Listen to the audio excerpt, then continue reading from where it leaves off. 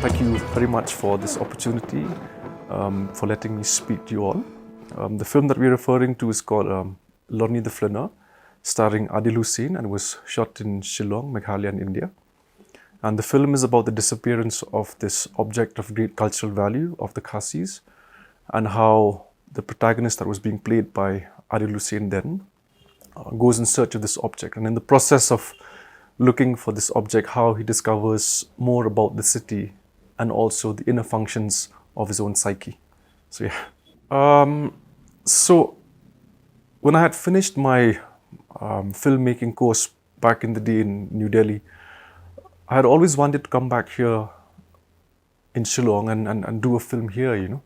But obviously the filmmaking process is a very expensive one, and I did come back to Shillong, but then I got involved quite a bit in the documentary or the non-fiction format, and because of that, I sort of held back from doing a full-length feature film, you know. Although in 2010 I did do a film called 1987 with Diengdoh, and the film went on to win all these different awards. It was very encouraging for a film that's coming out from here with a non-existent budget to receive all of these awards. And in fact, at that festival, this is about maybe 2010, 2011, it's fascinating that even at that festival, one of the jury members himself was Adil Hussain, you know? And yeah, so it just spurred my filmmaking pursuits further. But like I said, I got more and more involved with the documentary format because I felt that, or rather, I really understood the power of the visual medium in that sense, you know. And I was working on this graphic novel when I finished the university, but you know, I wasn't really sure of where eventually it would land up, you know. But I used to make these drawings of these different characters. I used to take photographs of Shillong at night, and you know, imagine this to be a kind of a film noir, kind of a graphic novel, and it was very, very exciting, you know. And then years and years passed, and I had shelved that idea, and it was only up until 2017-18 when I had finished my last documentary, a 92-minute film on the participation of Khasi, Jaintia and Garo labourers during the First World War, and plotting their journeys right from this place here, you know, Shillong, all the way to then Madras and France, then Mesopotamia, and looking at all of these interactions that they had. And it took me 4 years to make that film, and then finally I told myself I want to take a little break from the non-fiction format, you know. And then I sort of revisited my scripts, I revisited my previous works, and this particular graphic novel that I had worked on back in the day sort of jumped out at me, you know, and it was almost saying to me, like, it was screaming to me, like, you know, like, I am next, I am next. And surely enough, I sat down and I wrote the screenplay, I think in 3 weeks' time, and I was quite happy with how it easily adapted itself into a screenplay, because like I said, it was only a graphic novel idea, right? And then we had people coming on board to fund the film. I'm very grateful for my for the support that I've received from Sweetie Pala, who is the producer of the film, and then of course the India Foundation for the Arts, who gave me a grant to complete the film, and of course the other people involved in the production process to see this film come to life. But before any of that happened, you know, we organized an audition. We had a lot of people coming and wanting to play the role, but I couldn't really find the face of the protagonist, you know. And it was just something that I told myself, if it doesn't happen naturally, don't rush, you know. And then one of my friends suggested that, you know, because the cast, or rather the audition that we had a lot of young actors, you know, and who've never acted before. So he suggested and said, why don't you hold an acting workshop, you know. And like I said, I've known Adil from before, but it was never like, you know, it was never like we really knew each other. So I called him up and I said, you know, would you be interested in doing this acting workshop? And he said, you know, we can have a meeting and talk about it. So I landed up in Delhi and we had this conversation.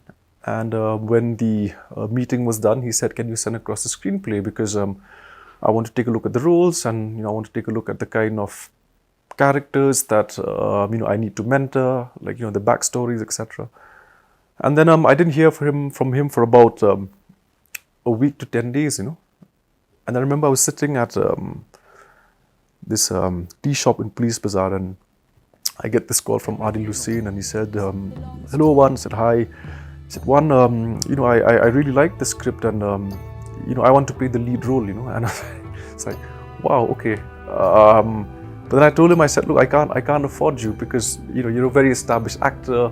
And he said, no, Wan, this is for the sake of art, This film speaks volumes about the kind of concerns and the kind of subject matter that's very, very relevant, and it doesn't really matter. Everything will fall into place, and I can give you 15 days, and I can come to Shillong and we can discuss this further. And surely enough, he landed up in Shillong, and we sat down together and discussed this whole idea with him, and he just fit in really well. He knew exactly what I was talking about. He knew the kind of characters that I wanted to portray on screen. There's a kind of acting methodology that he's really perfected, and he's one of the best actors in the world. And to have someone like him be part of your film, not only is it a humbling experience, but it also gives you that sense of trust and confidence and faith in your work, especially in a state like Meghalaya, where the filmmaking industry is very, very nascent, and there aren't many avenues or support systems for the production process to take place. So the film was done, and then we had the premiere at the Talent Black Night Film Festival in 2019, and it was the only film competing at the first feature category from India. So there were no other films from India except for this competing for that category, and it was a very humbling experience because you're there at this prestigious FIPRESCI recognized film festival. It's not just a film festival that's being organized by a bunch of people. This is a film festival that's a 5-star, five gold star rated film festival organized by film critics from around the world, and for them to select a film coming from this really, really tiny part of the country speaks volumes about the potential that we all have as well, And then subsequently after that, the film did the entire festival circuit. It was nominated for the best screenplay. It was nominated for the best actor. It traveled pretty much all across America. It played at the London Indian Film Festival. So it's a very, very humbling experience, and I suppose it also speaks volumes, like I said, that there is a capacity, there is a potential for people from this place to make films, to make content that is at par with the rest of the world, So yeah. Like I said, the film was supported by a local producer and also by the India Foundation for the Arts, a production grant from them. But in terms of the numbers that we're talking about, it doesn't even match the budget of a Bollywood film, Forget even Bollywood, it doesn't match the budget of a film that is being made in Guwahati. And perhaps it's embarrassing for me to also say on camera what the budget is, but I suppose having done the documentary form, having dealt with the non-fiction format for the longest time, you know exactly what you need to spend your resources on, you know exactly how you budget for sequences, you know exactly how you spend X amount of money for production so that you get the work done. And like I said, once again, this is very encouraging because Meghalaya in itself as a state does not have an infrastructure that supports filmmakers. So I suppose this is one of those models which puts across very, very firmly and strongly as a successful model that yes, this sector can also be a lucrative sector and also generate a lot of employment and sustainability for the talent from this state. Sometimes the budget doesn't count, like if a big budget film can also be a flop, but it's about the coming together of all those different elements that a film requires, so the script, the talent, the direction, the music, the screenplay, the editing, the sound design, and of course the support and faith that your team has in you, because filmmaking is a collaborative effort. Yeah. I think I'm not one of those filmmakers who will spoon feed the audience and tell them that, okay, this is what I want you to take from the film, or rather, I'm not, I'm not that kind of a filmmaker. I'd rather portray a certain kind of reality, and then let people decide what they want to take from that. But at the same time, the film is not abstract. It's not one of those art films that requires a lot of cerebral um, a matter to comprehend. But it does at the same time look a lot into the local stories that we have, or the folk tales that we have, or the legends that we have, and how these stories are still relevant in a day and age, especially for us as a Khasi community. How do we take all of these stories that we've had? Because we're an oral culture, we're a very, very strong, we're a very, very rich, we're a very, very vibrant oral storytelling culture, because the written form only arrived years and years and years later. So how do we take all of these ideas and philosophies that we have and then put it across in a format that can be accessed by the rest of the world, and at the same time making it very, very unique and very significant and very, I suppose, intrinsic to where we come from, and I think that is what sets us apart, these stories that sets us apart from everyone else, and also to feel proud about the fact that you come from this place and to sort of value your cultural identity and your traditions, especially in a day and age where all of these identities become more and more homogenized. How do we ensure that we respect our own histories and our philosophies without wanting to do harm to the other communities?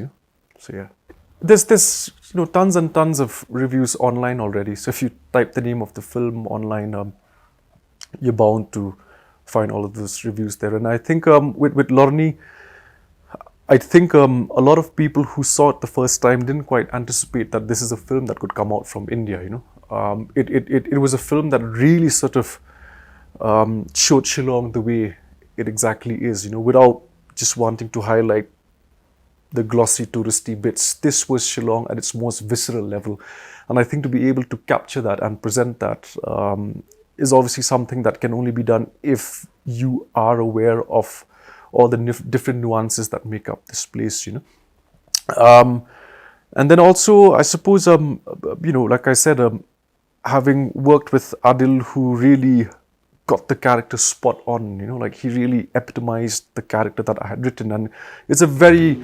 it's a very unique, it's a very special moment when that happens, where what you write on paper perfectly coincides with the person portraying the character, and especially even the other cast and crew as well. Like for example, like Dawet's Aim, who also happens to be my cousin, because like I said, we couldn't find actors, we couldn't really find people who were fit or rather keen to play some of those roles, because some of those roles were very, very challenging.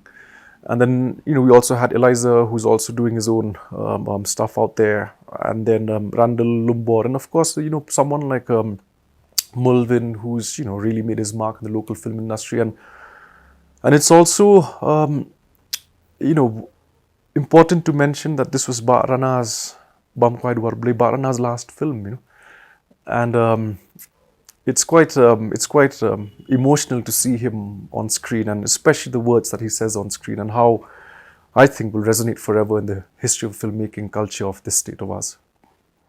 Apart from the technical requirements, which I'll also speak a bit about.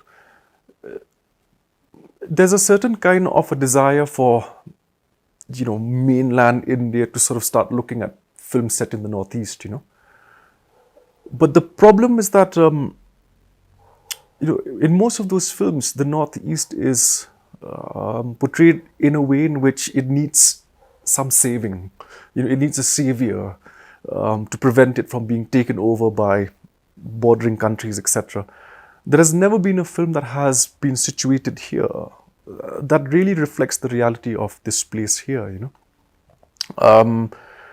So even, for example, if you look at the kind of films that have been set here, there's always this exoticization, there's always this romanticization of the people here, and which is so far from reality, And I think that what got the attention of Sony Liv was the fact that here is a film that really represented the place like it's exactly supposed to be, There was no faking it, so to say. And I think, platforms such as Sony Liv are also looking at content that are a little edgier, that are a little more different from the rest of the other online platforms, And I think the curatorial team reached out and immediately communicated to me that they wanted this film to be on their platform, and of course the rest is history. But with regards to the technical requirements for a film to make it into these platforms,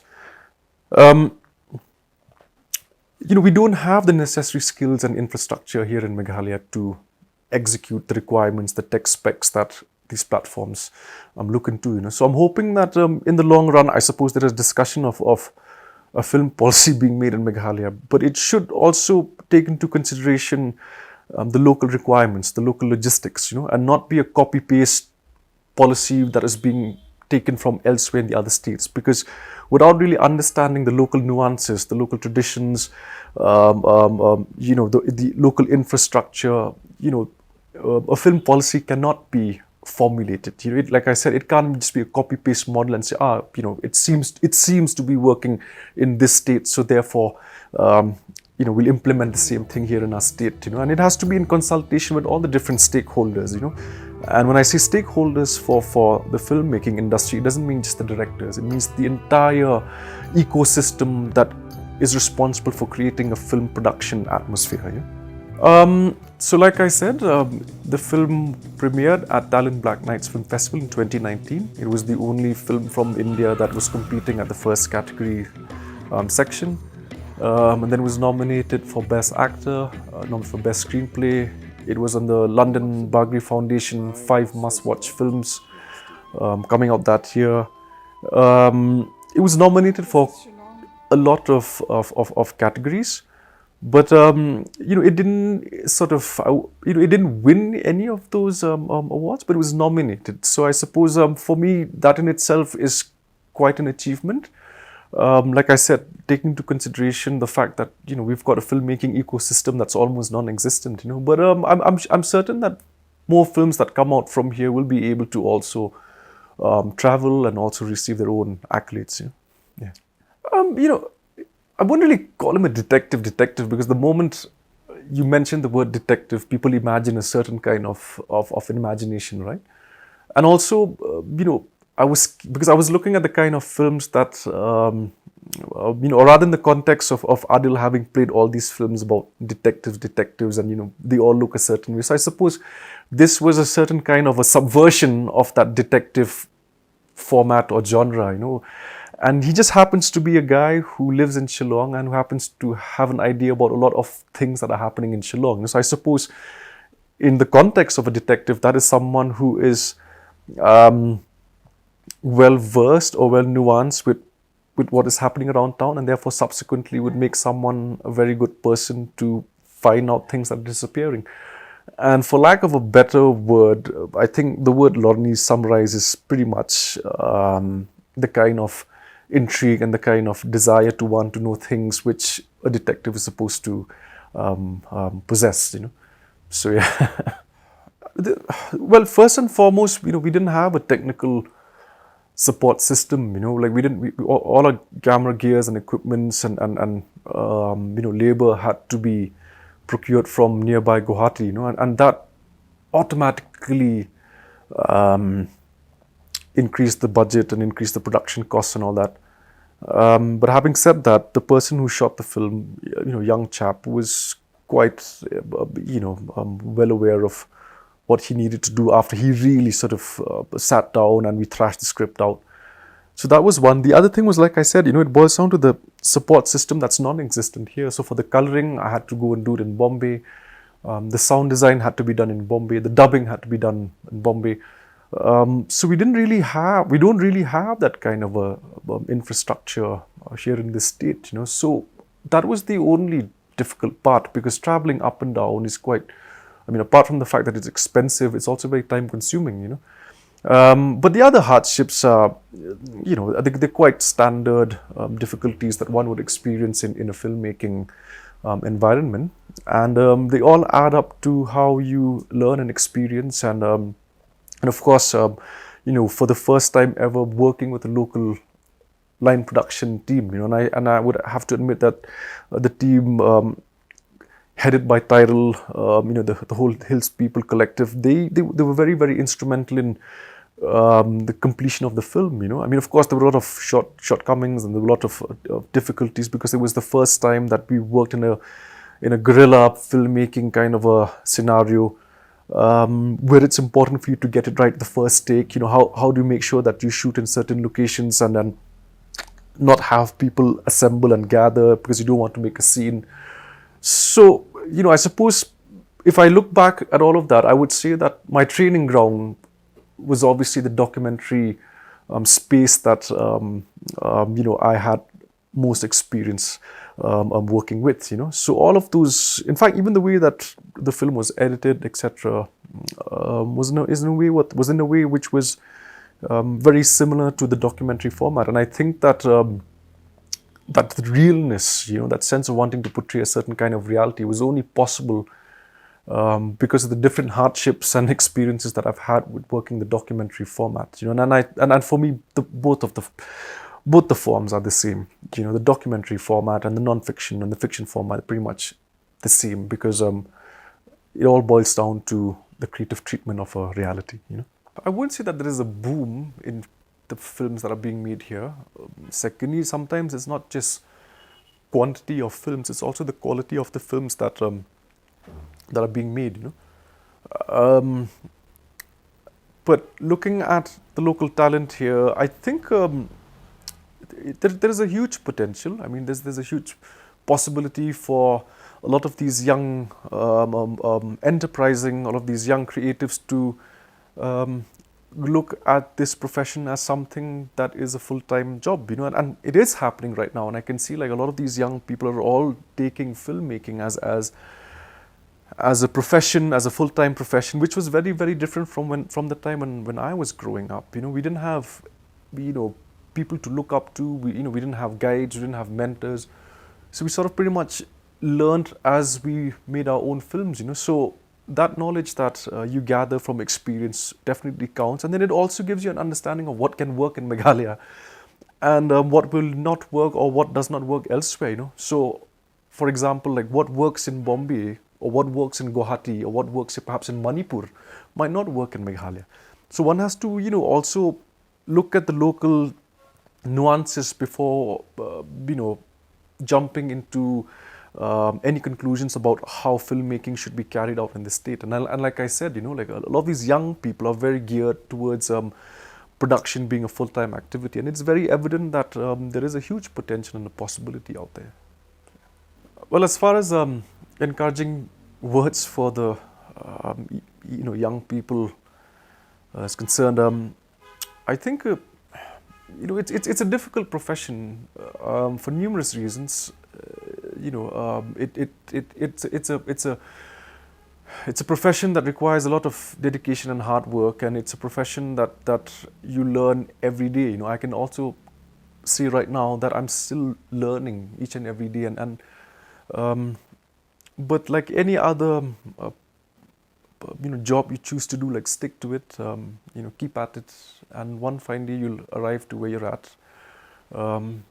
It's important you find that journey of yours and never give up. And always keep in mind that we come from a very special place. We need to be able to portray our identity and our culture. We're a very, very small population as compared to the rest of the country and the world. But it's important that we communicate who we are in a positive light and remind ourselves that in spite of the fact that we're a small minority population, we can do a lot of other things that other people are also capable of, and a sense of dedication, a sense of being able to work together, a sense of not being insecure about other people's professions and their professional aspirations will go a long way. And with those few words, thank you very much. Yeah.